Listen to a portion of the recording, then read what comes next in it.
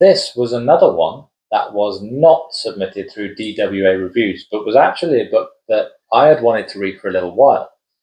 I am a fan of Serra Rose and her Horseman Chronicles. You can see the shadow within just there. I arc read Death Shadow recently, fantastic sequel, and I'm at the point now where she is an auto-read author for me, so this is one I wanted to read. Happily, she wanted a book trailer, and she submitted it to DWA reviews after being prompted by myself. So I kind of edged that one in there. Bloodsong follows Quinn, who is in Melbourne. The whole thing is set in Melbourne, in Australia. And she's basically trying to launch a singing career. She's had a bad breakup in the past. It knocked her confidence, but now she's getting back to where she needs to be. And she's in a band with her best friends, and they're playing in this club. Excuse me. And it's getting them attention. They are being viewed online by a mass amount of people. It's garnering traction. They're making music videos, and they're going places as a band. And then Matteo walks into the place where they are performing, and everything about her grabs every fibre of his being and attention, and all he wants is Quinn. In the same vein, it happens with Quinn as well. When she sees Matteo, he fills her every thought. She has fantasies about him. She cannot stop thinking about him. They're inexplicably drawn together. But Matteo has his own dark secrets. And after the show, she's walking home and catches him mid-feeding on a human. And suddenly the whole world of vampires is all around her. They're real. She's met one. She's seen him feed. But did she really see him feed? She finds herself at home and doesn't remember how she got there. Was it all a dream? Things like this. Spoiler, it wasn't a dream.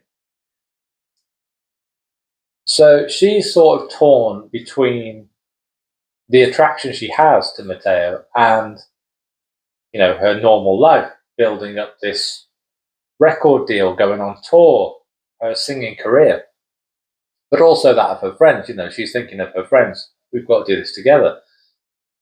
Excuse me again. I've recorded a lot of these today.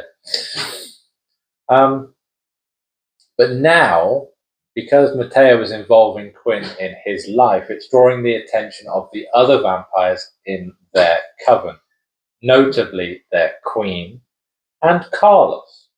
Now, Carlos will be revisited in the sequel. But right now, it's trying to manage, the vampire world and the human world together. Forgive me for that break. My child is upstairs trying to trash her bedroom to get my attention. So